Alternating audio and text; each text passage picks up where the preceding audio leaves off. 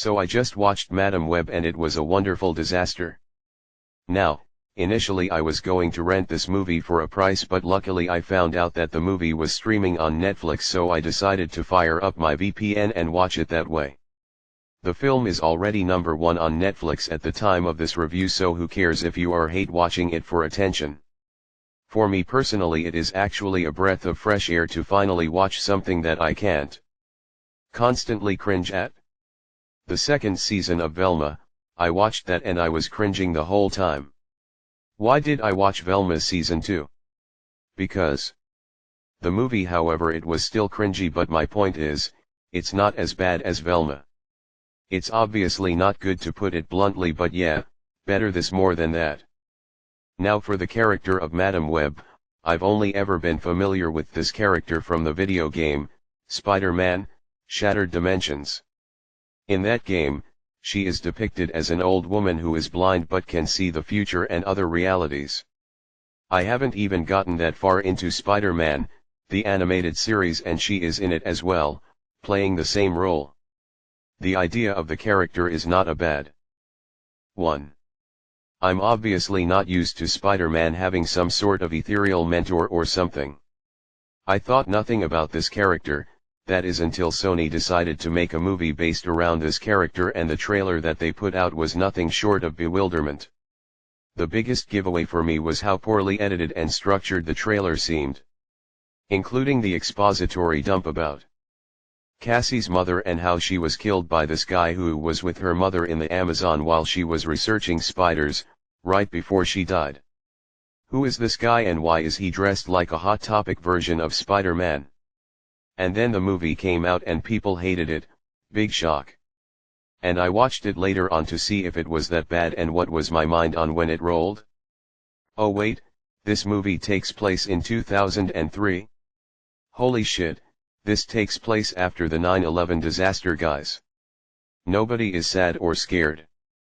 Wow, dude, blockbuster. Wow, dude, Britney Spears. Wow dude, look, a PlayStation Portable. A PSP. Dude. That hasn't even been invented yet, but Mike Epps. He's playing a PSP. What is it, like a fast track from Japan PSP? Dude, what? How did he get that PSP? It's like 1 year off. Like, dude, remember PSP? This is a Sony movie and Sony loves putting their products into their films. Even the ones they don't sell anymore. Wow dude. Martha Stewart. So, Madam Web is a paramedic who gets into an unfortunate accident where she briefly died and suddenly gets super that's so Raven powers where she can see into the future, and at first she doesn't pay no mind about it.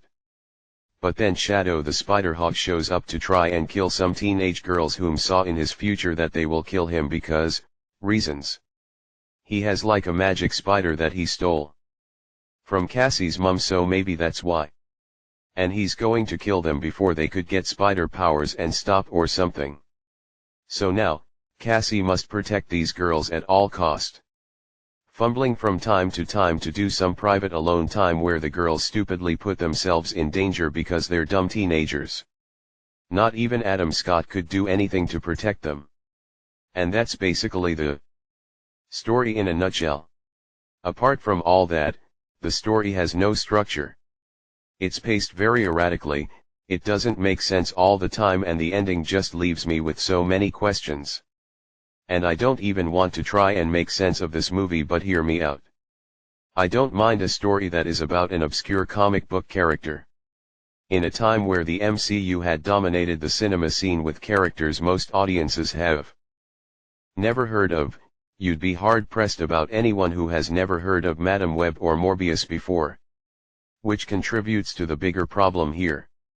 No one on the production crew or writer's room have any idea who Madam Web is and what she can do as a superhero. I wouldn't be surprised if they weren't even given source material or whether the writers and director were huge fans of this character. It doesn't matter and I don't care. I came to see a story unfold and it was not a good one. A lot of this criticism is not directed towards the filmmakers.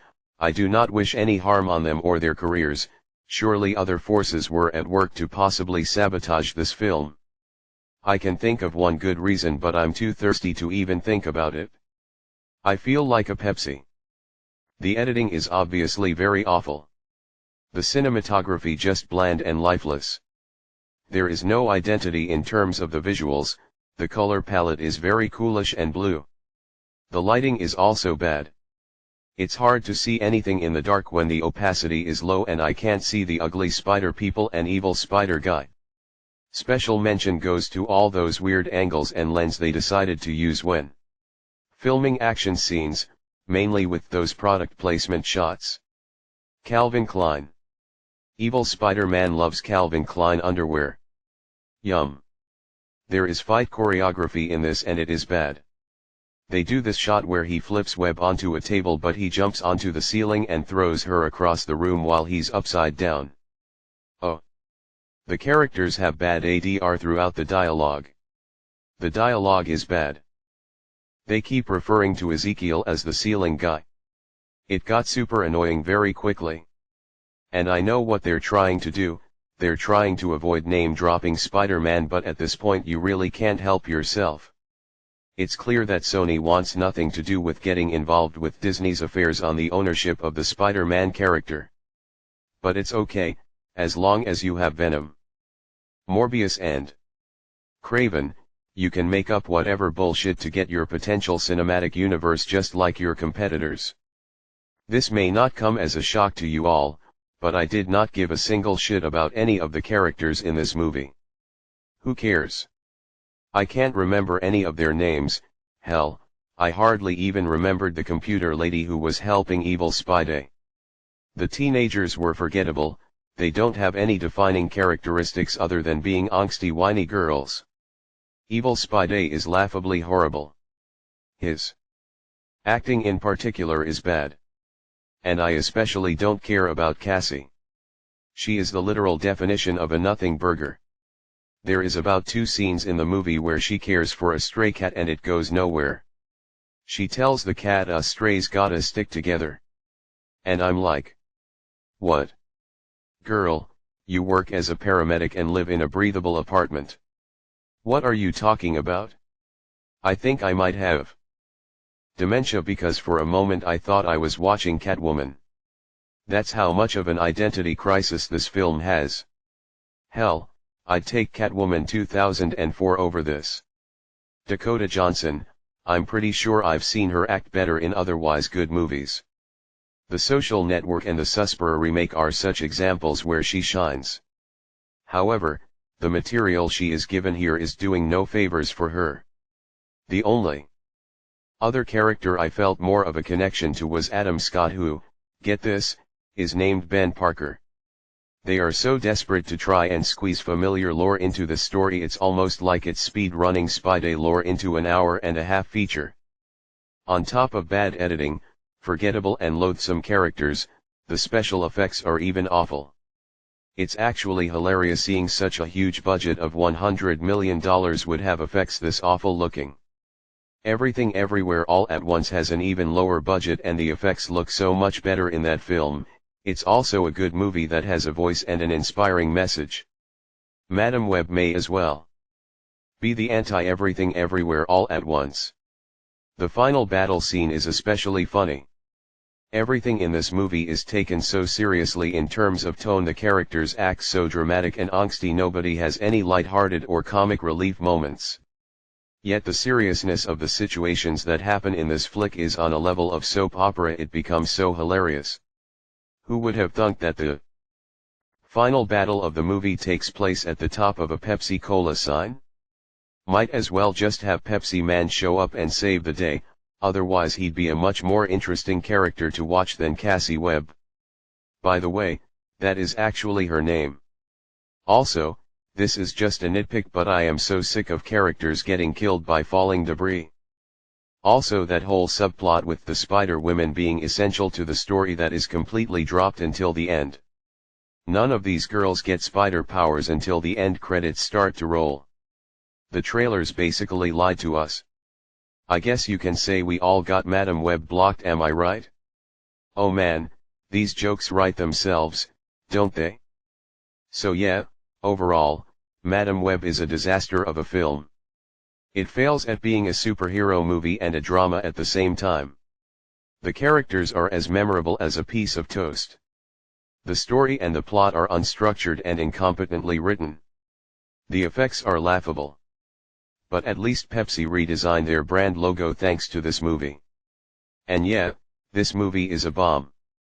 Speaking of which, if you there is a boundary when it comes to a character being written great and a character being written poorly. Madam Web is just not a good written character. And again, I've seen this character be depicted in better Sony Spider-Man franchise media. So, just love 90s Spider-Man cartoon much better. Or better yet, just watch the cutscenes of Shattered Dimensions. I swear she is much more cooler in that game than how this movie portrayed her as, and that's it. I'm so fucking done. Sony. 1/10. One of the funniest movies ever made. Can't wait for Kraven the Hunter, whenever that will ever come out. And see you later, bye.